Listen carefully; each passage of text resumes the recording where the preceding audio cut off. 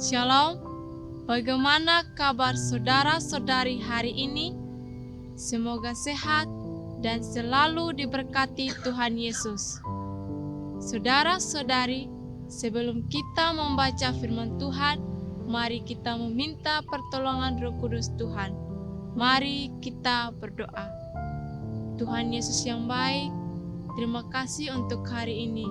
Terima kasih untuk kesempatan di mana kami dapat belajar firman Tuhan. Di saat kami belajar firman Tuhan, berikanlah kami hikmat dan pengetahuan yang baru. Berfirmanlah ya Tuhan, kami sudah siap untuk mendengarkannya. Dalam nama Tuhan Yesus kami berdoa. Amin. Saudara-saudari, firman Tuhan yang datang menasihati kita pada saat ini terdapat dalam kitab Yeremia 18 ayat 1-6. Sekali lagi, kitab Yeremia 18 ayat 1-6. Firman Tuhan berbunyi demikian. Di bawah perikop pelajaran dari pekerjaan tukang periuk. Firman yang datang dari Tuhan kepada Yeremia bunyinya, "Pergilah dengan segera ke rumah tukang periuk. Di sana aku akan memperdengarkan perkataan-perkataanku kepadamu. Lalu pergilah aku ke rumah tukang periuk, dan kebetulan ia sedang bekerja dengan pelarikan. Apabila bejana yang sedang dibuatnya dari tanah liat di tangannya itu rusak, maka tukang periuk itu mengerjakannya kembali menjadi bejana lain menurut apa yang baik pada pemandangannya. Kemudian datanglah firman Tuhan kepadaku bunyinya, masakan aku tidak dapat bertindak kepada kamu seperti tukang periuk ini, hai kaum Israel? Demikianlah firman Tuhan. Sungguh, seperti tanah liat di tangan tukang periuk, demikianlah kamu di tanganku, hai kaum Israel." Demikian jauh dari pembacaan firman Tuhan, yang dikatakan berbahagia adalah setiap kita yang mau membaca, mendengar, merenungkan, dan melakukan firman Tuhan dalam hidup hari lepas hari. Saudara-saudari yang dikasihi Tuhan, tema perenungan kita pada saat ini berbunyi proses menentukan hasil.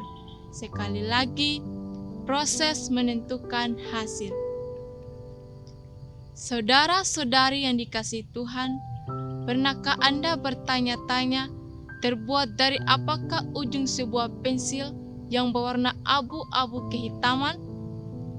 Mengapa benda tersebut dapat dipakai untuk menulis, namun sangat mudah juga untuk dihapus? Dan tahukah Anda bahwa benda tersebut memiliki bahan dasar yang sama dengan berlian, materi terkeras di dunia? Bagaimana hal itu mungkin terjadi? Pensil itu merupakan jenis bebatuan mineral bumi yang bernama grafit. Dan sebagaimana berlian, grafit merupakan bentuk alotrop karbon. Namun uniknya, grafit sangatlah murah dan dapat dibeli di mana saja. Sedangkan berlian merupakan perhiasan mahal yang hanya dimiliki orang-orang kaya. Saudara-saudari yang dikasihi Tuhan, hal ini disebabkan karena letak struktur dari karbon tersebut.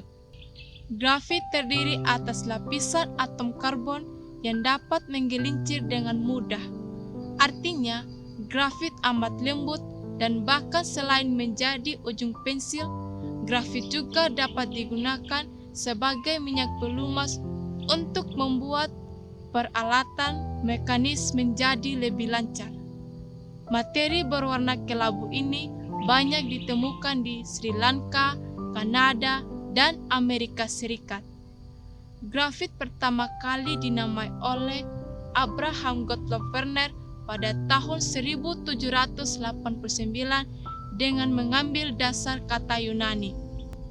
Oleh karena banyak ditemukan dengan mudah dan sifatnya yang lunak, grafit merupakan mineral bumi yang sangat murah. Berbeda dengan karbon yang menjadi berlian setelah terkena panas bumi sampai ribuan derajat Celcius di kedalaman 200 km di bawah permukaan bumi.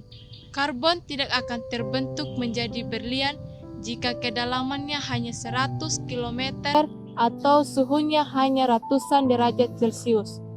Proses terjadinya berlian membutuhkan waktu ribuan tahun. Selain melalui penggalian, seringkali berlian terbawa dan muncul ke permukaan bumi lewat ledakan gunung berapi. Tidak heran jika mineral yang sangat keras, indah dan berkilauan ini sangat mahal dan tidak sembarangan orang bisa memiliki. Berlian yang asli merupakan perhiasan yang sangat indah dan dapat mencapai harga miliaran rupiah, bandingkan dengan grafit. Saudara-saudari yang dikasihi Tuhan, kualitas dari karbon sangat ditentukan dari proses. Jika prosesnya sebentar dan tidak sulit, jadilah dia grafit yang lembek dan tidak berharga. Jika melalui proses yang besar dan panjang, jadilah dia berlian yang sangat berharga. Kehidupan orang percaya juga sangat ditentukan oleh proses. Tuhan menunjukkan kepada Yeremia mengenai bejana yang dibuat oleh tukang periuk. Jika di tengah pekerjaan bejana tersebut rusak, maka dia akan mengolah kembali bejana tersebut sampai menjadi sebuah bentuk yang utuh dan bagus. Tuhan menjanjikan hal yang sama bagi kita manusia. Kehidupan manusia tidak akan menjadi apapun tanpa adanya proses.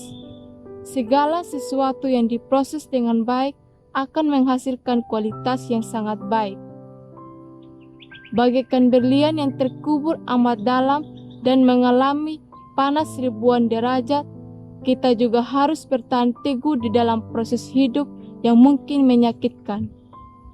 Tetapi ingat, Tuhan akan membentuk kita menjadi bejana yang sempurna. Saudara-saudari yang dikasihi Tuhan, proses panjang dan menyakitkan membuat kualitas diri kita semakin tangguh dan sempurna. Amin untuk firman Tuhan. Mari kita berdoa. Tuhan Yesus yang baik, terima kasih untuk kebenaran firman Tuhan yang mengajarkan kami untuk menjadi bejana yang indah yang Engkau pakai untuk pekerjaan-Mu yang mulia. Di dalam nama Tuhan Yesus kami berdoa. Amin.